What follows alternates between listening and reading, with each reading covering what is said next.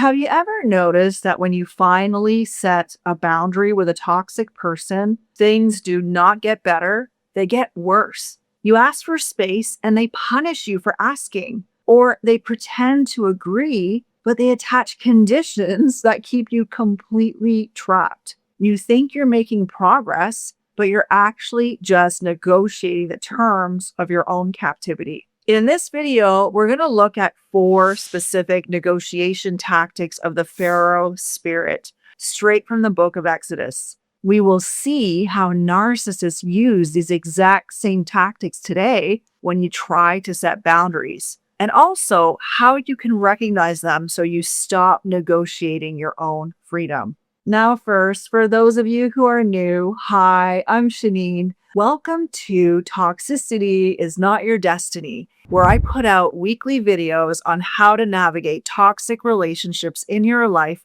from a biblical, practical, and spiritual perspective. So if you're navigating toxic relationships and you need biblical wisdom with practical tools, you're in the right place. So hit that subscribe button if you'd like to receive regular content from me. And if you're currently trying to navigate this, I have a free resource for you called A Biblical Guide to Safe Disengagement. This will help you recognize these manipulation tactics clearly so you can protect your peace. And you can download this for free by clicking on the link in the description box below. All right, let's get into it. This is part 2 of the Pharaoh series. In the first video, we looked at why a narcissist refuses to let you go, the theology of the hardened heart, and the deception of false repentance. If you have not watched that one yet, I highly recommend that you start there. I will link it in the description box below and in the comment below. This video will give you a full foundation for understanding the Pharaoh spirit.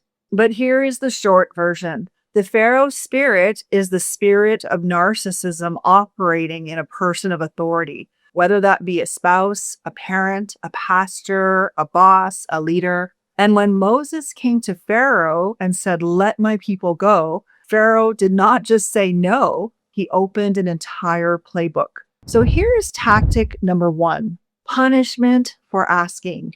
When Moses first asked Pharaoh for freedom, Pharaoh's immediate response is to increase the oppression.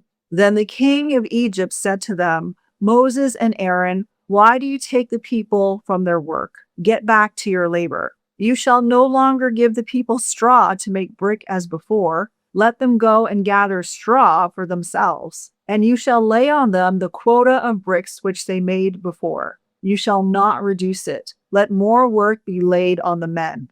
The tactic here is simple.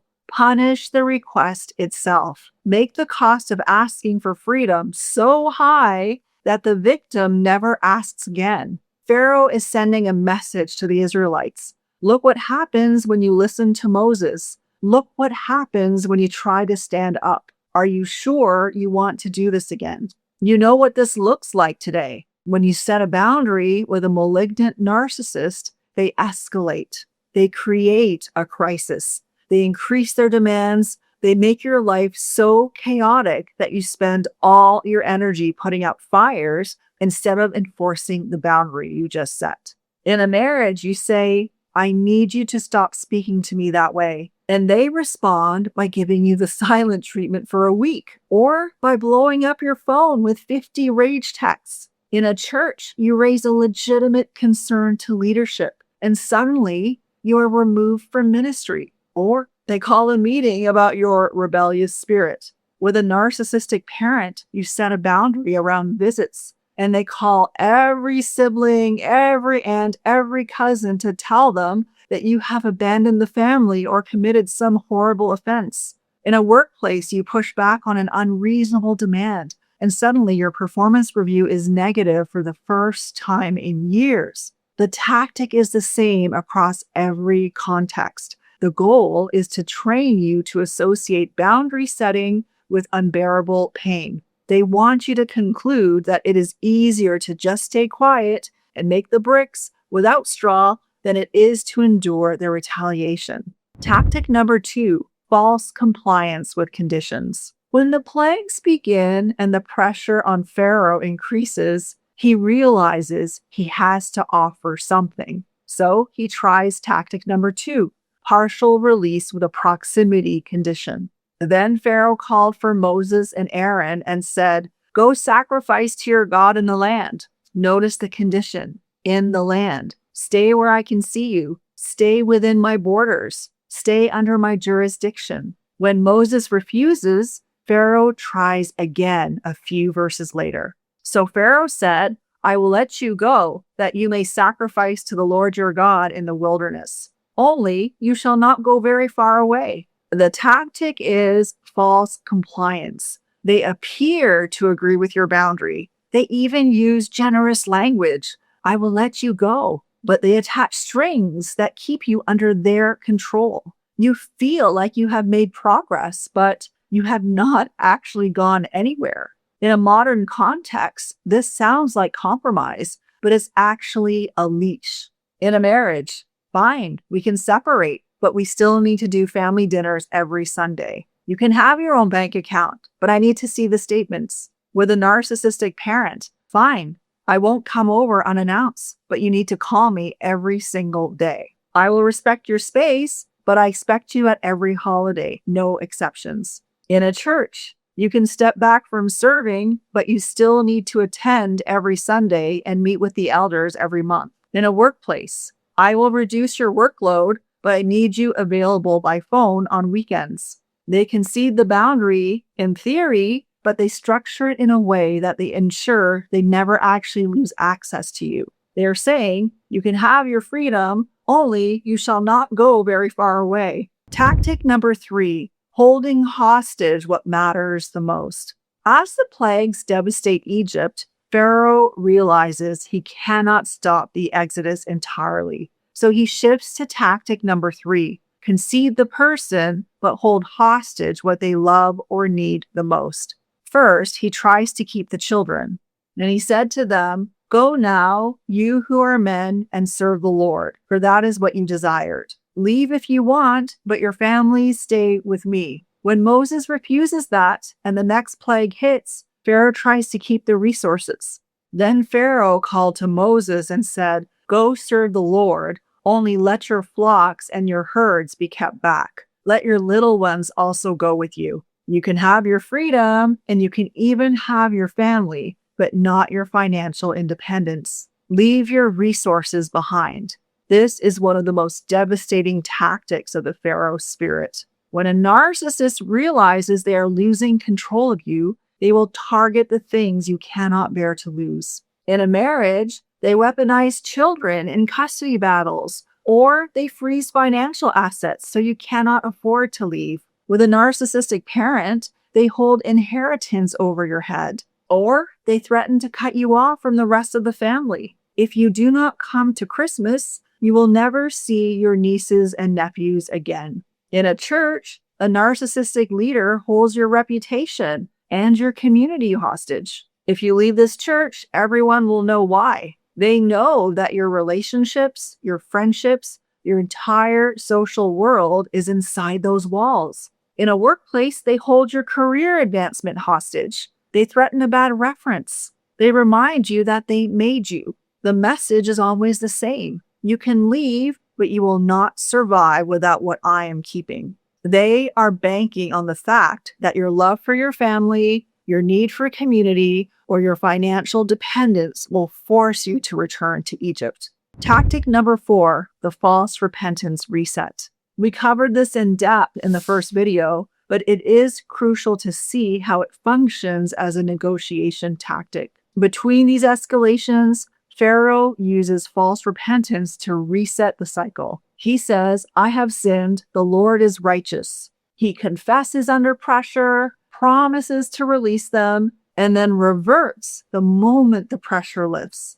This tactic is used to reset your hope. Just when you're ready to walk away completely, they drop the hostility and offer a perfect apology. They speak kindly, they make their voice gracious, and because you are a God-fearing person who values forgiveness, you pause, you drop your guard, you enter back into negotiations. And this is the paradigm collision you have to recognize. Every single one of these tactics exploits your goodness. Tactic 1 works because you care about peace. Tactic 2 works because you believe in compromise. Tactic 3 works because you love your children. Tactic 4 works because you believe in forgiveness. The Pharaoh spirit does not just dominate you, it weaponizes your own virtues against you. This is why you have to stop negotiating. When you are dealing with an established, ongoing pattern of malignant narcissism, traditional methods of conflict resolution do not work. Compromise does not work. Moses did not negotiate Israel's freedom. He did not accept partial release. He did not leave the flocks behind. God demanded full release, no conditions. If you're trying to navigate this, I want to speak directly to the fear that you might be feeling right now. You might have watched these 4 tactics and your stomach dropped because you know exactly what will happen if you try to enforce a boundary. You know the rage, you know the retaliation, you know what they are capable of. And that fear is not irrational. It is based on real experience. But I want you to notice something about the Exodus story. God did not send Moses into Pharaoh's court blind. God knew exactly how Pharaoh was wired. He knew the stubbornness, the cruelty, the retaliation. He knew every tactic Pharaoh would use before Pharaoh used it. And he gave Moses the strategy for each one. He told Moses what to say, when to say it, and what would happen next. Moses was never improvising.